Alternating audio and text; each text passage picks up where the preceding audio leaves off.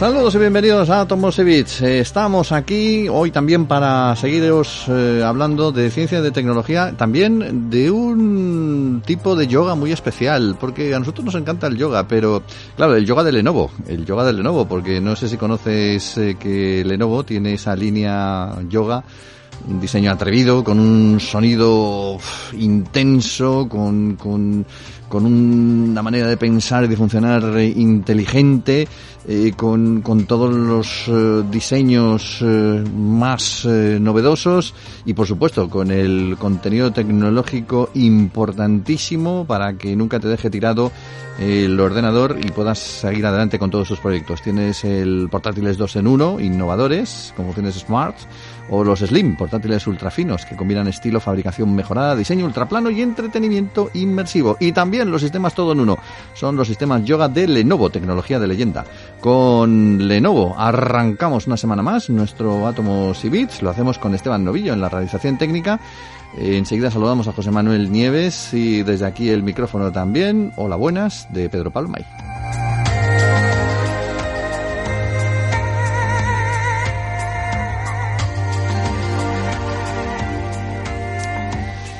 José Manuel, ¿cómo estamos? Muy buenas. Allí perdido, ya no sé dónde estás, te hemos colocado en tantos sitios, hoy en el desierto de Gobi, en la estación espacial, en la fosa de las Marianas, que en este momento ya no sé dónde decir dónde estás. Estoy buscando oro en el espacio. Ah, pues vamos a ponernos al oro, precisamente, porque hay que hablar de oro.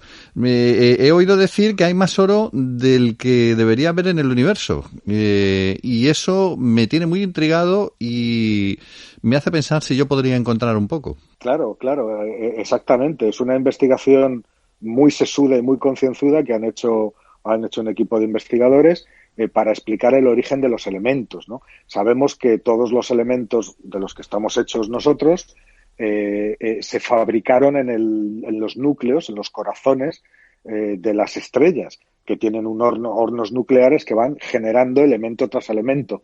A partir del hidrógeno, que es el elemento primordial y que compone el 99,9% de toda la materia que hay en el universo, bueno, pues las estrellas van uniendo átomos de hidrógeno y formando helio, que es el siguiente material más pesado después del hidrógeno, el segundo material de la tabla periódica. Luego las estrellas queman helio y forman carbono, luego queman carbono y forman litio, y así toda la tabla periódica hasta el hierro, que ya no es posible hacer fusión nuclear con el hierro, ¿no? Es demasiado pesado. Los materiales más pesados que el hierro, como el oro, por ejemplo, o el platino, o el uranio, o los metales pesados, se generan en otro tipo de acontecimientos que suelen ser muy violentos, como explosiones de supernovas o como fusiones de agujeros negros o de estrellas de neutrones. Sin embargo, los astrónomos desde hace un montón de tiempo ya llevan mucho tiempo detectando oro, es decir, viendo la firma de la existencia de oro en el universo, pero resulta que la cantidad que han detectado es muy superior a la que debería de existir según las teorías.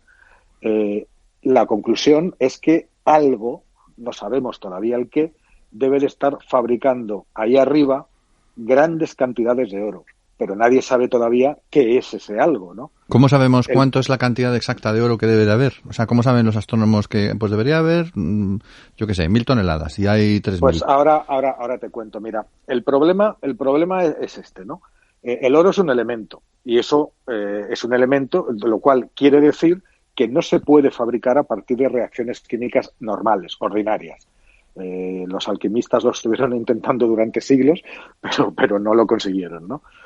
Con lo cual, para obtener ese metal, el oro, es necesario que formar o crear núcleos atómicos muy específicos, que sean los núcleos atómicos del oro, que tienen dentro del núcleo 79 protones y 118 neutrones cada núcleo. Ese tipo de reacción de fusión nuclear supera con muchísimo todas nuestras capacidades y nuestras posibilidades, ¿no? Pero, como te he dicho al principio, hay eventos muy violentos en la naturaleza capaces de sintetizar o de fabricar oro, de fusionar átomos de oro, y con ese oro, al explotar una supernova, por ejemplo, riegan el universo. La cuestión es que ese tipo de acontecimientos tan violentos, y por eso lo saben, no es suficiente para explicar la cantidad de oro que se ha detectado. Se detecta más oro que la que estos acontecimientos de explosiones de estrellas y de colisiones de estrellas de neutrones son capaces de explicar. Son bastante raras y, en teoría, por lo tanto, deberían de haber fabricado una cantidad de oro muy inferior a la que realmente se detecta. O sea, ni siquiera bastarían para explicar, fíjate lo que te digo, el oro que hay en la propia Tierra y en el sistema solar, que hay oro en más sitios dentro del sistema solar. Bueno, pues los acontecimientos, la frecuencia con la que se producen estos acontecimientos, ni siquiera sería suficiente para explicar eso, ¿no?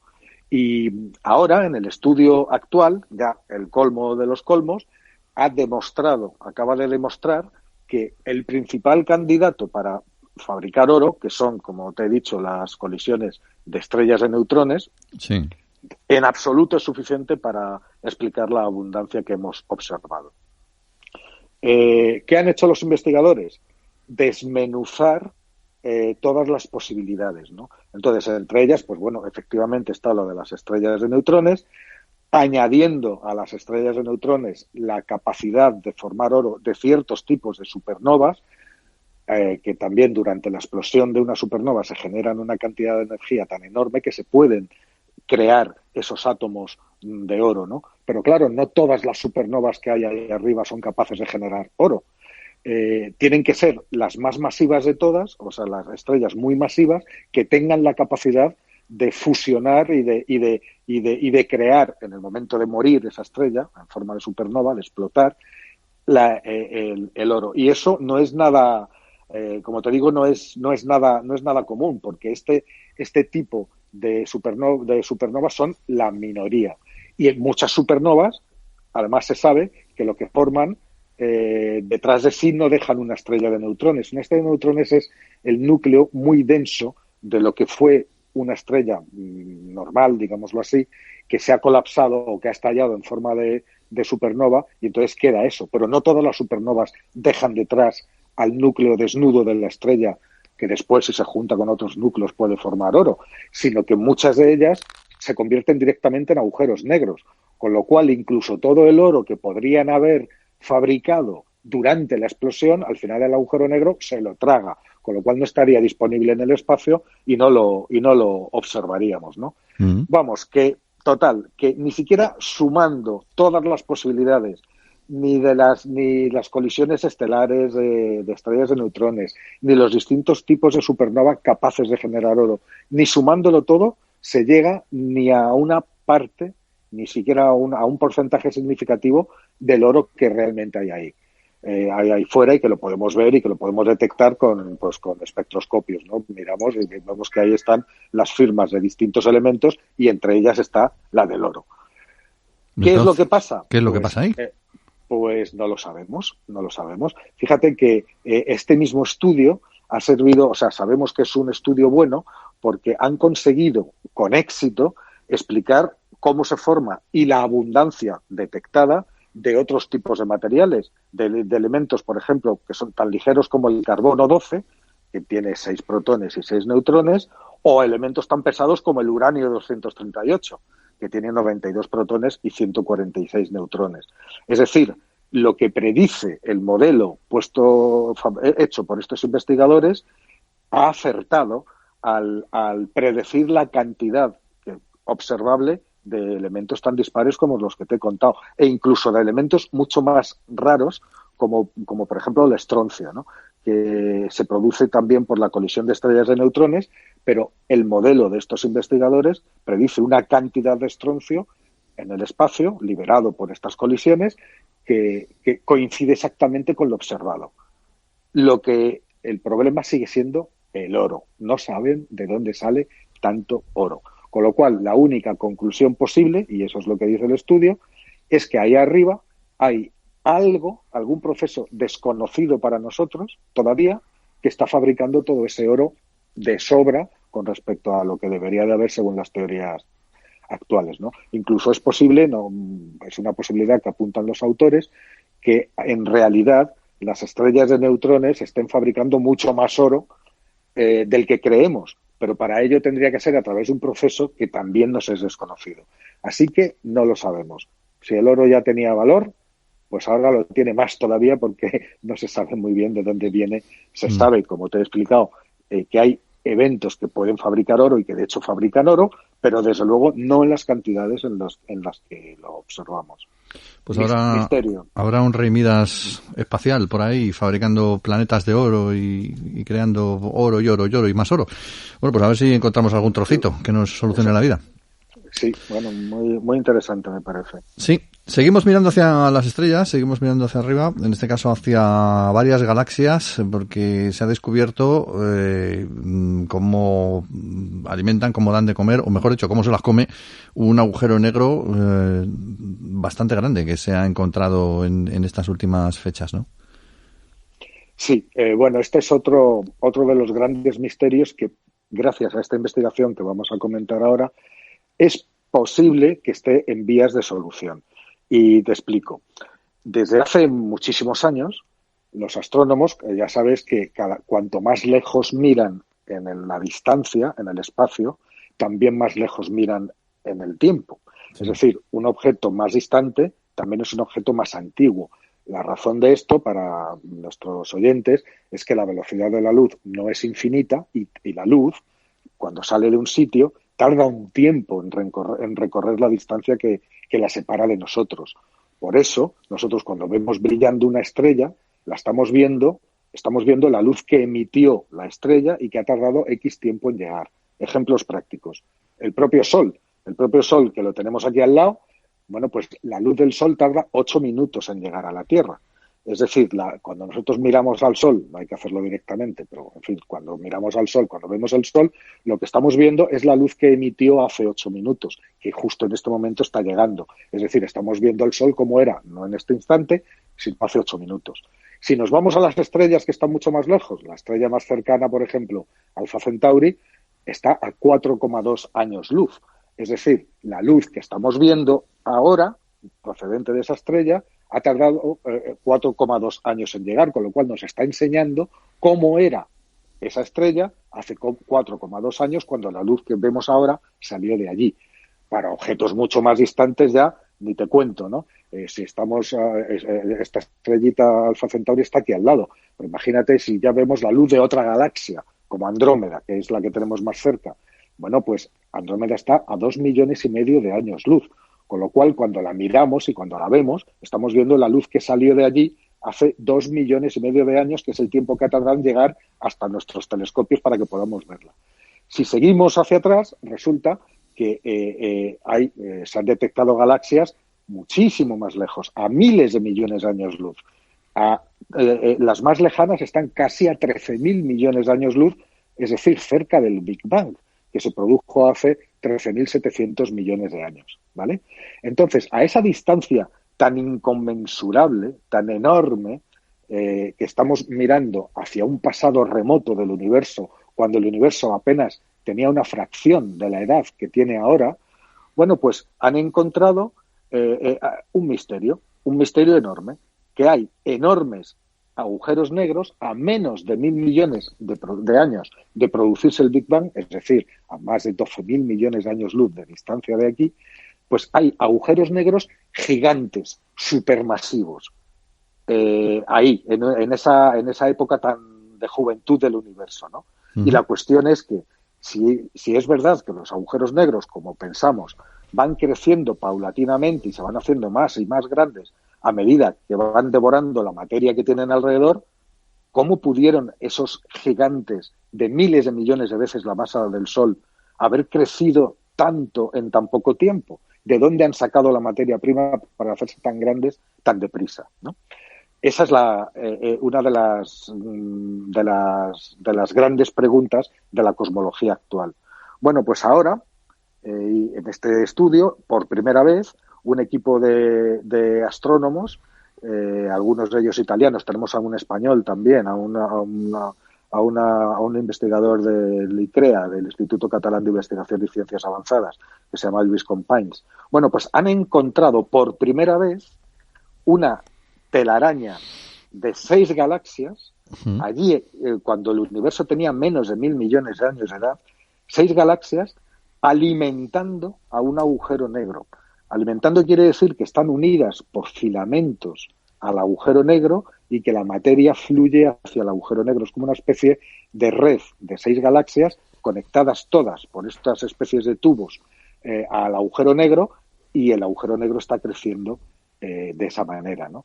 Nunca se había visto hasta ahora nada parecido. La estructura me refiero a las 6 galaxias y al agujero negro que se está alimentando en el centro de esta estructura, es muy grande. Es como 300 veces más grande que nuestra propia galaxia, ¿no? Es como una especie de telaraña. Y esto, ahí sí que podría existir. Hay que tener en cuenta otro factor. En aquellos tiempos lejanos, a menos de 1.000 millones de años del Big Bang, lo único que había disponible era hidrógeno. Es decir, había gran cantidad de hidrógeno, ¿vale? Entonces, al formarse estas primeras galaxias, atraían una gran cantidad de hidrógeno. No solamente estas galaxias, sino hay otra cosa que es la que probablemente explica toda esta estructura, que es la presencia de materia oscura.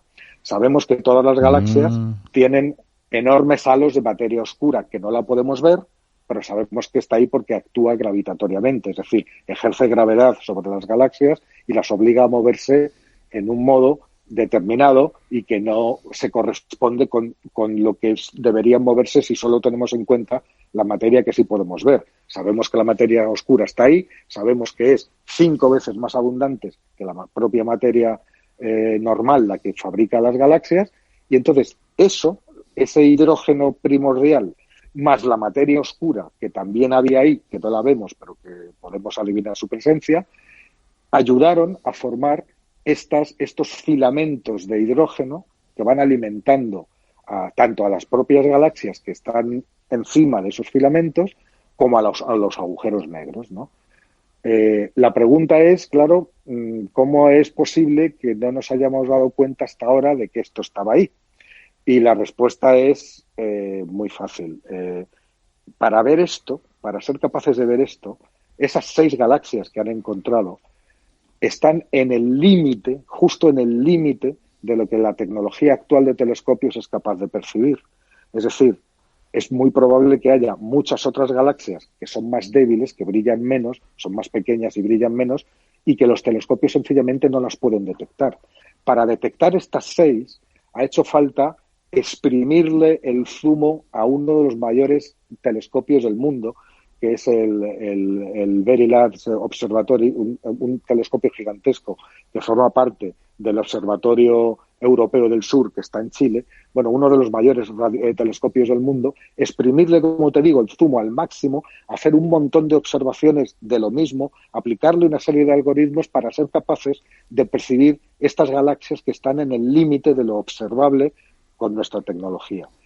Debe de haber muchas más. Entonces, si es verdad que hay muchas más, cosa que sabremos en los próximos años, porque se están construyendo telescopios mucho más potentes, actualmente en construcción, como te digo, y que en los próximos años estarán operativos y serán capaces de ver más todavía y de percibir objetos todavía menos brillantes que estas únicas 6 galaxias que por primera vez han sido capaces de ver los científicos formando esta estructura de alimentación, llamémoslo así, de agujeros negros. Estoy pensando que, teniendo en cuenta la cantidad de enigmas que hay ahora mismo en el tema del universo, incluyendo lo que antes contábamos del oro, al final lo de la materia oscura es la explicación ideal, ¿no? Quiere decirte que igual se puede aplicar también eso al tema del oro. Es que, de lo que, claro... Como no sabemos lo que es...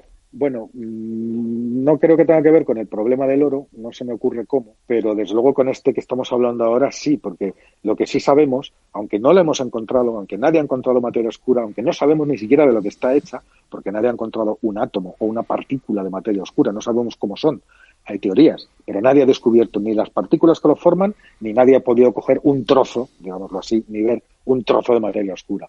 ¿Por qué no la vemos? Pues sencillamente porque no emite ninguna radiación. Nosotros cuando miramos al universo lo que detectamos es radiación, ya sea luz, que es radiación luminosa, ya sean rayos gamma, rayos X, ondas de radio, ultravioletas, infrarrojos, que nosotros no los vemos a simple vista, pero hay telescopios que ven específicamente en cada una de estas longitudes de onda, ¿no? En rayos X, en rayos gamma, etcétera, etcétera.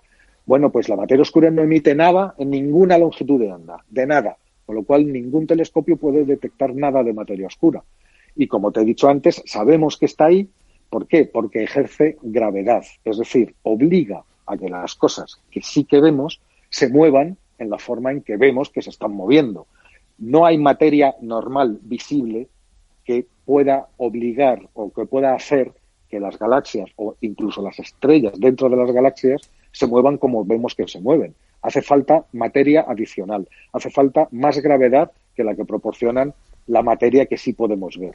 Entonces, por deducción, por eso se llama oscura, porque no la vemos, pero sabemos que ahí hay algo que está ejerciendo gravedad.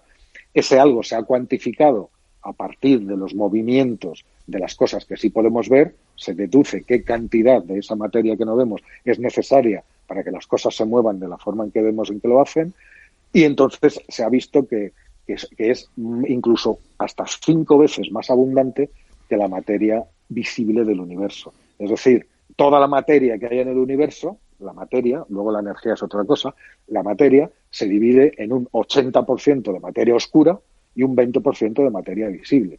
Hasta ahí llegamos. Si no fuera por la materia oscura, probablemente ni siquiera existirían las galaxias, porque las galaxias, muchas de ellas tienen forma de espiral, es decir, están rotando alrededor de los grandes agujeros negros que hay en el centro.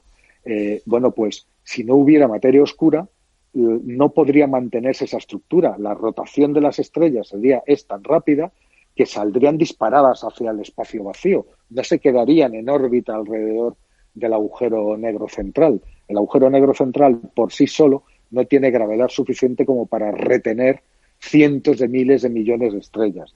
La materia oscura que hay en los halos galácticos sí contiene a toda esa y obliga a que todas esas estrellas sigan girando alrededor de la galaxia. Y gracias a eso existen las galaxias y gracias a eso existimos nosotros también. Bueno, pues ahora esa misma materia oscura puede ser el aglutinante que hacía falta para que en los primeros tiempos del universo se formen estos agujeros negros tan enormes. Este que han estudiado los investigadores no es ninguna pequeñez. Tiene 1.000 millones de masas solares, se dice pronto. O sea, tiene una masa equivalente a 1.000 millones de soles. Es gigantesco. Y claro, el misterio es cómo es posible que se haya podido formar, a base de aglutinar materia, un objeto tan gigantesco a partir solamente de hidrógeno, que era el único material disponible, y sobre todo en un espacio de tiempo tan corto desde el Big Bang. Esa es la gran cuestión. Ahora es posible, ahora lo veremos cuando esté esta próxima generación de telescopios a la que me refería antes, cuando podamos ver no solo estas 6 galaxias, que es la primera vez que conseguimos ver algo así, sino más galaxias más débiles y que hoy no podemos observar. Cuando veamos más y que este tipo de estructuras se repiten en el origen del universo, bueno, pues ahí podremos ver y podremos darnos cuenta de cómo esta cosmología universal, estos enormes agujeros negros pudieron formarse.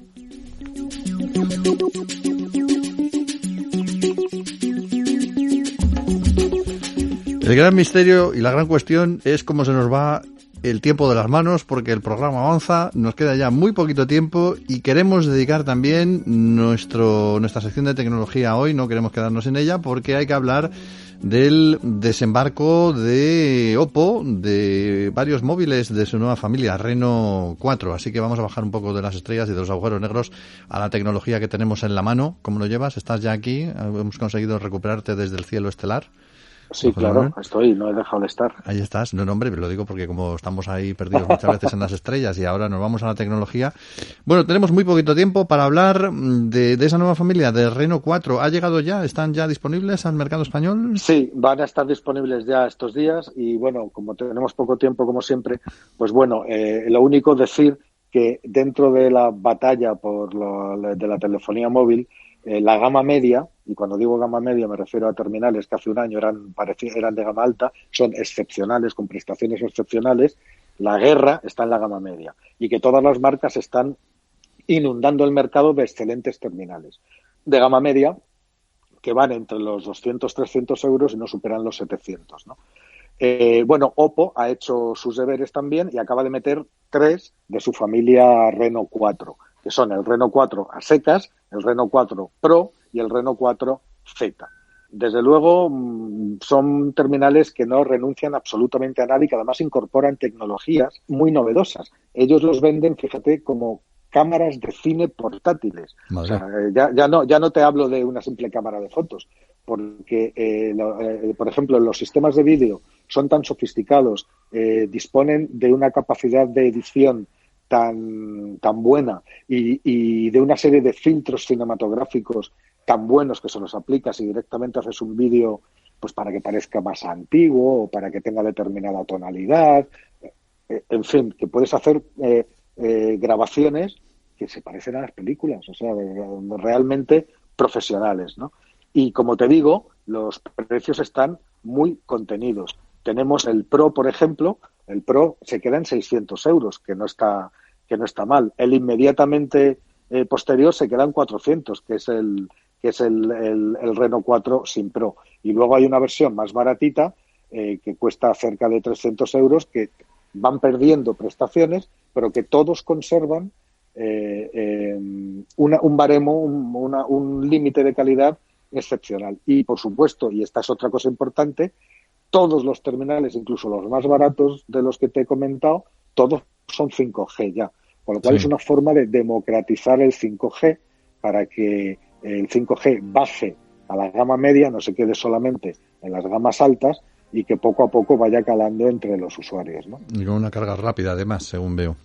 Una carga bueno, muy rápida en el caso del Pro no es que sea una carga rápida, no quería extenderme, pero es que es una carga rápida de 65 vatios, la más rápida que existe. No hay, fíjate que el Reno 4 Pro, por ejemplo, que lo he estado probando yo estos días, puedes tener un 60% de carga desde cero, el terminal muerto, un 60% en 15 minutos y en 36 minutos, es decir, poco más de media hora, tienes el 100% de carga partiendo desde cero. Es como el chiste de que hay que ser rápido, ¿no? Y dice, ¡uy! Ya está.